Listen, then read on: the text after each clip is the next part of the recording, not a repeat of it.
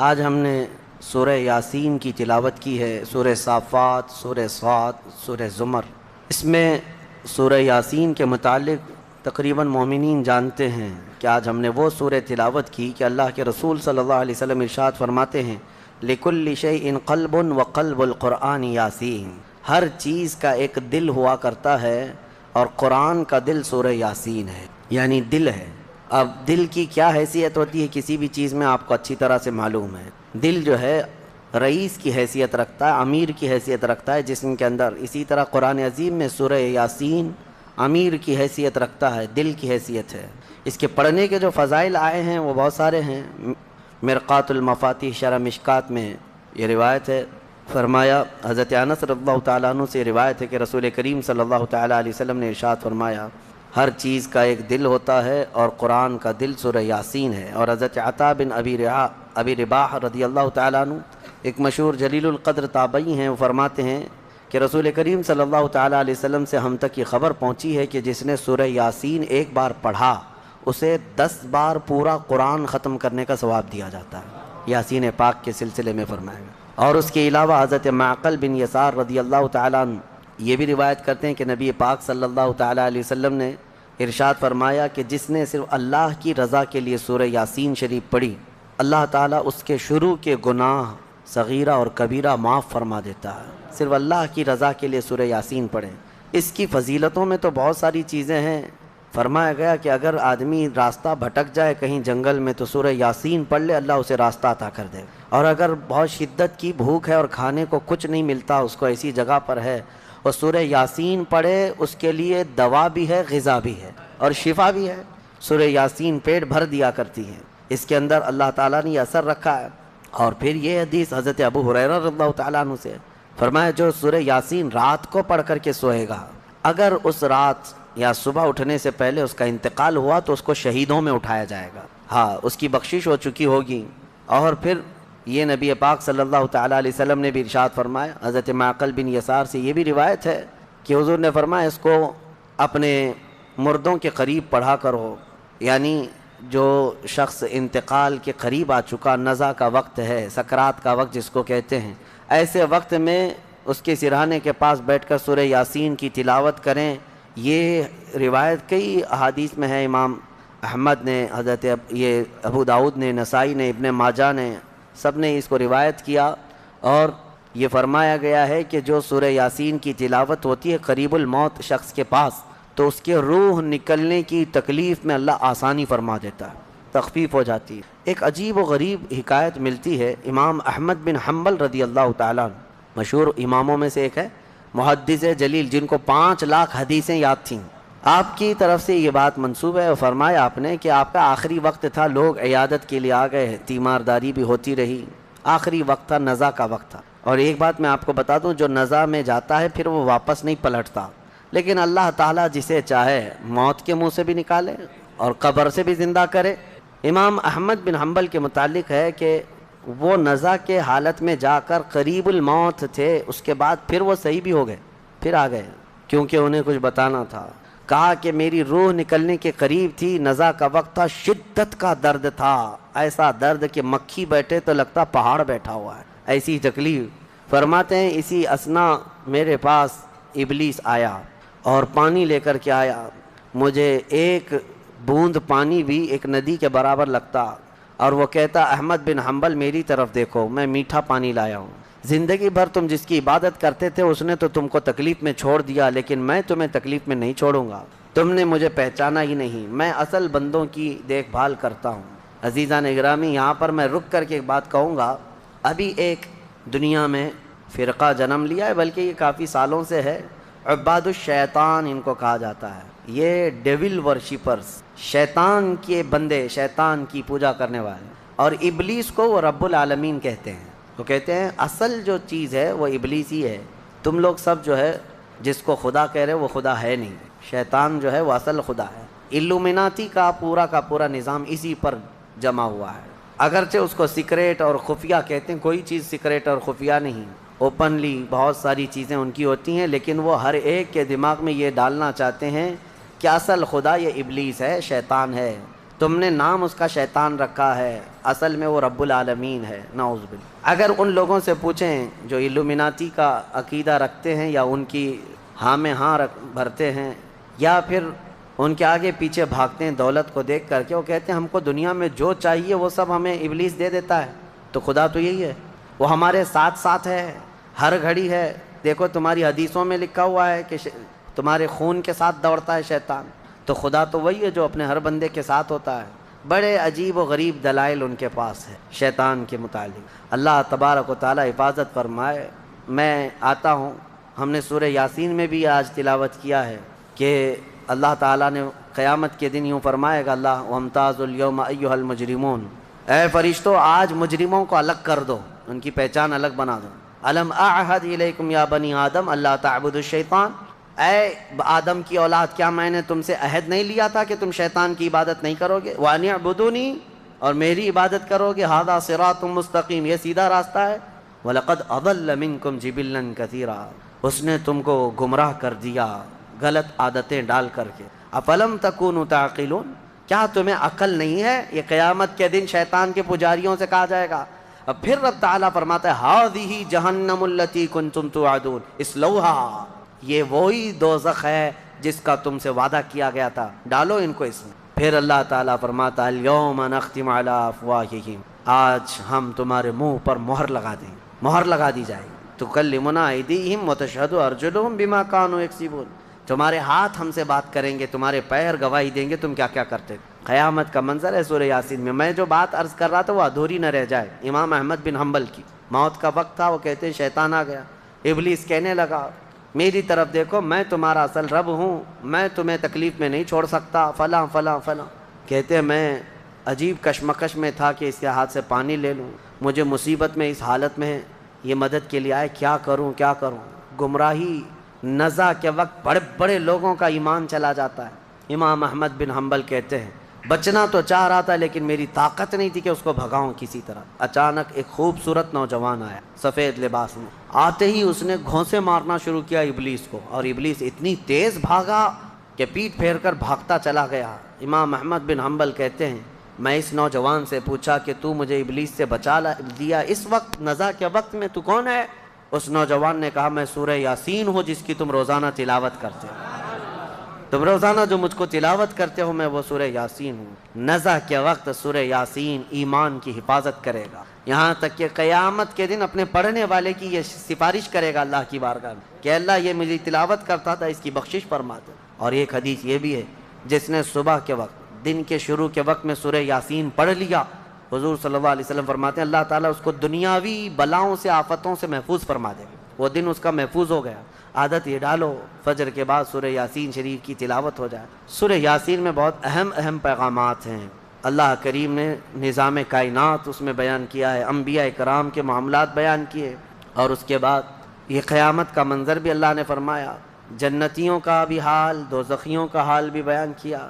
اولئک اصحاب الجنتی، یعنی جنت والے جو ہیں ان کانت الا صیحۃ واحدۃ فاذا هم خامدون، یہاں سے اللہ تبارک و تعالیٰ نے ان لوگوں کا بھی ذکر فرمایا جن کے پاس رسول آئے اور انہوں نے جھٹلا دیا۔ یا حسرۃ علی العباد ما یأتیہم من رسول الا کانوا بہ یستہزئون، یہ بندوں پر بڑا افسوس ہے کہ جب کبھی ان کے پاس کوئی رسول آتا تو مذاق اڑاتے تھے۔ اور اللہ تعالیٰ فرماتا ہے وَكَمْ أَهْلَكْنَا قَبْلَهُمْ مِنَ الْقُرُونِ، حضرت سارہ اور حضرت ہاجرہ میں دونوں تو حضرت ابراہیم علیہ السلام کی بیویاں تھیں، لیکن جب حضرت ہاجرہ کو بیٹا ہو گیا اور حضرت سارہ کو نہیں ہوا، انسانی فطرت کا تقاضا ہے کچھ نہ کچھ باتیں دل میں آ جاتی، تو اللہ کا حکم ہوا اے ابراہیم تم اپنی بیوی ہاجرہ اور اپنے بیٹے اسماعیل کو لے اور مکہ مکرمہ چلے جاؤ۔ مکہ میں کوئی آبادی نہیں تھی، یہ حضرت ابراہیم علیہ السلام فلسطین میں رہتے تھے، اس وقت مصر تھا۔ جب مکہ مکرمہ میں آئے خانہ کعبہ کے قریب حضرت ہاجرہ حضرت اسماعیل کو چھوڑ دیا، کچھ زیادہ راہ جو ساتھ میں تھا وہ کھانا توشہ دے دیا اور کہا مجھے اللہ کا حکم ہے میں جا رہا ہوں۔ واپس چلے گئے اپنی بیوی اور چھوٹے 6 مہینے کے بچے کو۔ یہی تو یادگاریں ہیں حضرت ہاجرہ کے پاس، جب کھانا پانی سب ختم ہوا تو وہ اپنے بیٹے کی پیاس کے لیے پانی ڈھونڈنے نکلیں، پھر صفا مروہ پہاڑیوں پر دوڑتی رہیں 7 چکر، پھر اسماعیل علیہ السلام کے قدموں کے نیچے سے زمزم پانی کا یہ چشمہ نکلا۔ اور یہ جو تاریخ ہے اس کے بعد پھر حضرت ابراہیم علیہ السلام لوٹ آئے جب اسماعیل علیہ السلام جوان ہو چکے تھے۔ اب اللہ تعالیٰ نے حکم فرمایا، اے ابراہیم تم اپنے بیٹے کی قربانی دے دو۔ ایک تو 100 سال کے بعد بیٹا دیا گیا ہے، لیکن اللہ تعالیٰ فرماتا ہے کہ تم اس کو اللہ کی راہ میں قربان کر دو۔ نبی کا خواب سچا خواب ہوتا ہے، عام لوگوں کی طرح نہیں۔ اسماعیل علیہ السلام کو انہوں نے بلایا، وہ پورا واقعہ اللہ نے اس میں ذکر فرمایا۔ ارشاد فرماتے ہیں، انی ارا فی المنام انی اذبحک، بیٹا میں نے خواب میں دیکھا ہے کہ میں تجھے ذبح کر رہا ہوں، اللہ کے نام پر قربان کرنا ہے۔ فانظر ماذا ترى، بتا کیا کرنا چاہیے۔ مشورہ ہے باپ کس سے؟ بیٹے سے۔ قال یا ابت افعل ما تؤمر ستجدنی انشاء اللہ من الصابرین۔ اسماعیل علیہ السلام چھوٹے ہیں اور عرض کرتے ہیں، ابا جان آپ کو جس چیز کا حکم دیا گیا ہے وہ کر گزریے، انشاءاللہ آپ مجھے صبر کرنے والا پائیں گے۔ بیٹا یہ نہیں ہے کہ بھاگ جائے کہ باپ میرا چھری لے کے بیٹھا ہے، اللہ کے نبی۔ اور اس کے بعد لے کر کے چلے حضرت ابراہیم علیہ السلام۔ پہلے تو یہ روایت میں ہے کہ انہوں نے 100 اونٹ ذبح کیے اس خواب کے لیے، دوسرے دن بھی 100 اونٹ ذبح کیے۔ پھر یہی حکم آیا تو تیسرے دن اسماعیل علیہ السلام کو لے کر کے آئے مینا کی وادیوں کے پاس، اور وہاں جب پہنچنے لگے حضرت ہاجرہ بھی تھیں پیچھے پیچھے۔ ابلیس آیا، شیطان آیا، ابراہیم علیہ السلام سے کہنے لگا، اتنے سالوں بعد تو بیٹا ہوا اور تم ذبح کرنے لے جا رہے ہو، تمہیں ہو سکتا ہے وہم ہو، چھوڑ دو اس کو، پھر تمہیں بچہ نہیں ہو سکتا۔ تب حضرت ابراہیم علیہ السلام نے زمین سے 7 کنکریاں اٹھائی اور اس کو دے مارا اور کہا، یہ اللہ کا حکم ہے، اللہ کا حکم ہے، اور میرے رب تبارک تعالیٰ کے حکم کے آگے میں کسی کے لیے کوئی رعایت نہیں رکھتا۔ وہ حضرت ہاجرہ کو بہکایا کہ تمہارے بیٹے کو تمہارے شوہر ذبح کرنے لے جا رہے ہیں۔ حضرت ہاجرہ نے کہا، مجھے معلوم ہے وہ اللہ کے حکم سے کر رہے ہیں، اور اگر اللہ کا حکم ہے تو ایسے 100 بیٹے اسماعیل بھی ملے میں سب قربان کروں گے۔ ماں بھی تھی، انہوں نے بھی کنکریاں ماری ابلیس کو۔ آخری حضرت اسماعیل علیہ السلام کے پاس آیا، کہا تجھے پتہ ہے تیرے باپ کیسے تجھے کاٹیں گے، کیسے ذبح کریں گے؟ حضرت اسماعیل علیہ السلام نے کہا، ابلیس کنکریاں ماری اور کہا، میرے باپ عام آدمی نہیں، اللہ کے نبی ہیں، وہ جو کرتے ہیں وہ اپنی مرضی سے نہیں اللہ کے حکم سے کرتے ہیں۔ سب جگہ سے مایوس گیا ابلیس لعین۔ آج بھی وہاں 3 پتھروں کو جو حاجی کنکریاں مارتے ہیں وہ انہی بزرگوں کی نشانی ہے، انہی 3 بزرگوں کی نشانی ہے۔ اب جب لٹایا حضرت ابراہیم علیہ السلام نے تو کس طریقے سے، اسماعیل علیہ السلام خود عرض کرتے ہیں کہ ابا جان اپنی آنکھوں پر پٹی ڈال لیجیے آپ، کہ مجھے کاٹتے ہوئے دیکھ کر، خون دیکھ کر باپ کی محبت غالب نہ آ جائے اور کہیں آپ اللہ کے حکم کے خلاف نہ ہو جائے، آپ چھری روک لیں، آپ آنکھوں پہ پٹی ڈال لیں اور میرے ہاتھ پیر کو رسی سے باندھ دیں کہ میں تڑپتا نہ دیکھیں آپ۔ ایسے ہی ہوا، حضرت ابراہیم علیہ السلام نے پٹی ڈال لی آنکھ پر اور ان کے ہاتھ پیر باندھ دیے گئے۔ یہ ذبح کرنے کا وقت ہے۔ بھلا کیا رب تبارک و تعالیٰ بھی کسی کے عزیز کو ذبح کرنے کا حکم اس طرح دے گا؟ یہ تو امتحان تھا، امتحان تھا۔ حضرت ابراہیم علیہ السلام گردن پر چھری رکھتے ہیں لیکن وہ چھری چلتی نہیں، بڑی تیز چھری لائی تھی انہوں نے، چھری نہیں چلتی۔ روایات میں ملتا ہے کہ حضرت ابراہیم علیہ السلام نے اس چھری کو پتھر پر یوں مارا تو پتھر 2 ٹکڑے ہو گئے، کٹ کے 2 ٹکڑے ہو گیا، لیکن گلا نرم و نازک اس چھری سے نہیں کٹتا تھا۔ ایک بات یاد رکھو مسلمانوں، ہمیشہ چھری کی تاثیر ہے کاٹنا، آگ کی تاثیر ہے جلانا، لیکن ہمیشہ ایک بات یاد رکھیں، چھری کاٹے گی بھی، آگ جلائے گی بھی اس وقت جب اللہ کی مرضی ہوگی۔ ہمارا عقیدہ یہ ہے، تقدیر، ہاں ان کی تاثیر ہے، یہ کام یہی کریں گے، لیکن اس کے ساتھ ہمارا عقیدہ یہ ہے، اگر میرا مولا نہ چاہے تو پھر جتنی تیز چھری ہی کیوں نہ ہو نہ کاٹ سکے گی، جتنی تیز آگ ہی کیوں نہ ہو نہ جلا سکے گی، اور اگر مولا کی مرضی ہے تو پھر یہ چیزیں اپنا اثر دکھائیں گی، باقی ان کا اثر اللہ کی مرضی کے بغیر کچھ نہیں۔ چھری جیسی ہی گردن پر رکھی، اللہ کا حکم ہوا، جبرائیل جاؤ جنت سے ایک دمبا لے کر جاؤ، میرے ابراہیم کا امتحان ہو گیا اور کامیاب ہوئے، ان کے بیٹے اسماعیل کو ہٹاؤ اور دمبا رکھو۔ جبرائیل امین علیہ السلام سب سے تیز سفر کرتے ہوئے دنیا میں 3 بار آئے ہیں، سب سے تیز۔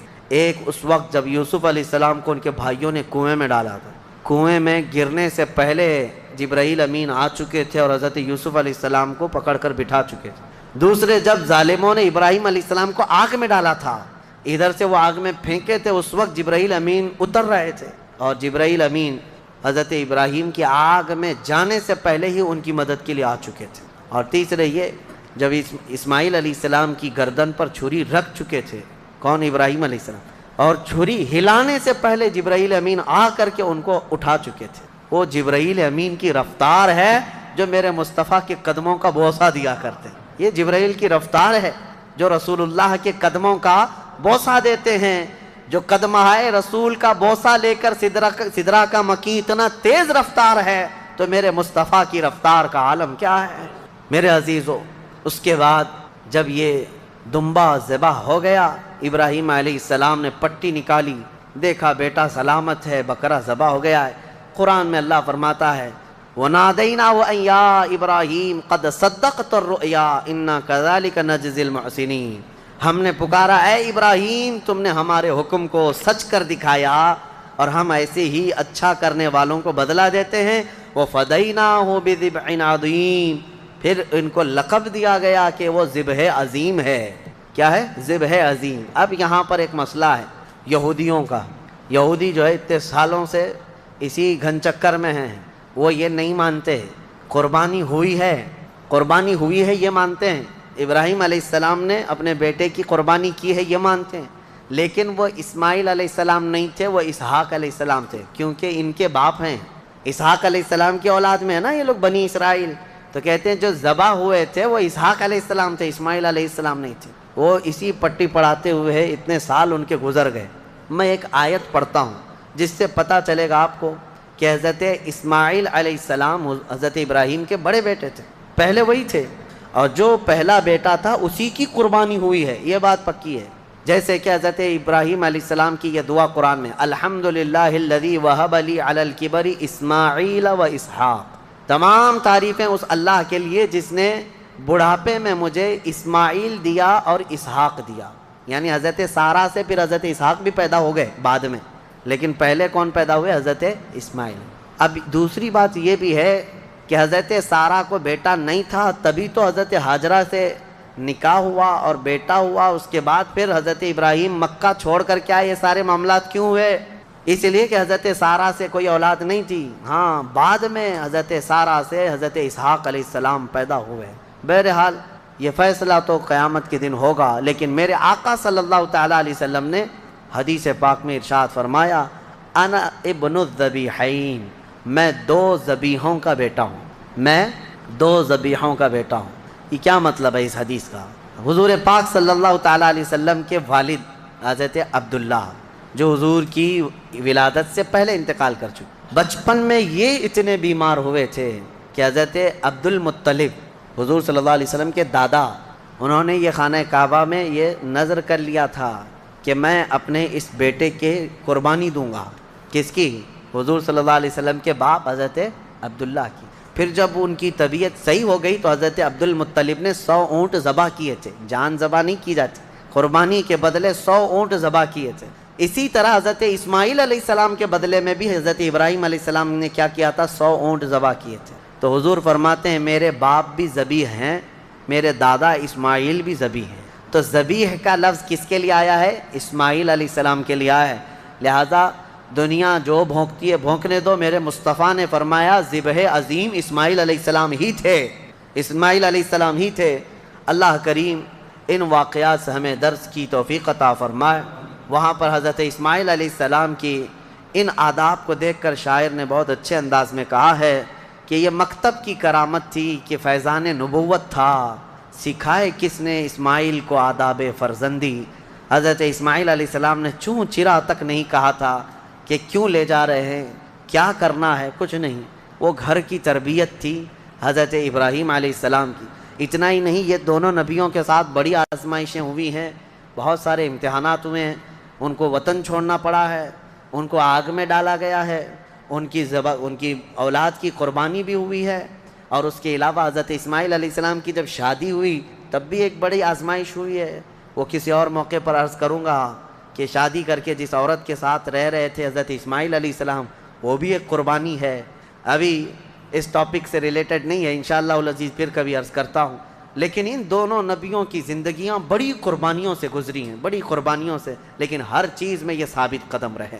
سورہ صاد آج ہم نے جو تلاوت کیا اس میں مختصر سی بات رہ جائے گی ورنہ تفسیر میں، کیونکہ بہت ہی مشہور و معروف واقعہ حضرت سیدنا ایوب علیہ السلام کا اس میں بیان کیا گیا ہے۔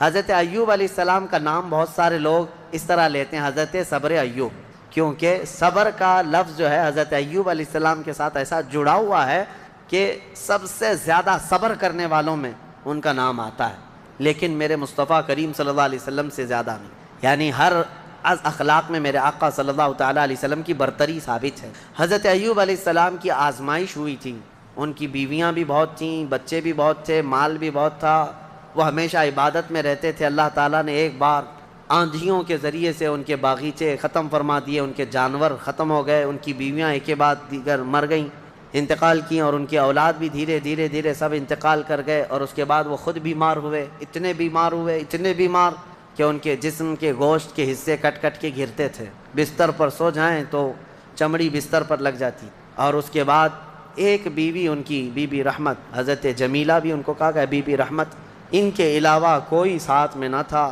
وہ وقت بھی آیا جب ان کی زبان بھی کٹ گئی تھی جس سے وہ ذکر کرتے تھے، زبان کٹ گئی حضرت ایوب علیہ السلام کی۔ تب انہوں نے ایک عرض کیا تھا اللہ کی بارگاہ میں، ربی انی مسنی الضر وانت ارحم الراحمین، یہ ایوب علیہ السلام کی دعا ہے، اے اللہ مجھے تکلیف پہنچی ہے لیکن تو ارحم الراحمین ہے۔ اللہ فرماتا ہے اس کے بعد ہوا کیا سنو، ایک اور چیز ہوئی تھی، حضرت بی بی رحمت بازار گئی تھی، علاج ڈھونڈتے ہی رہتی تھی روزانہ، وہ بڑی وفادار خاتون تھی، وفا شعار اپنے شوہر کی۔ بازار میں ایک حکیم صاحب دوا بیچ رہے تھے، میرے پاس ہر بیماری کی دوا ہے، یہ چلی گئیں، کہا کہ میرے شوہر ایسے بیمار ہیں، ان کی تکلیف فلاں ہے۔ وہ حکیم صاحب نے کہا میں تو چٹکی میں حل کر دوں گا، آسانی سے تمہارے شوہر صحیح ہو جائیں گے۔ کہا کیا کرنا ہوگا؟ کہا صحیح ہو جانے کے بعد مجھے ایک سجدہ کرنا ہوگا،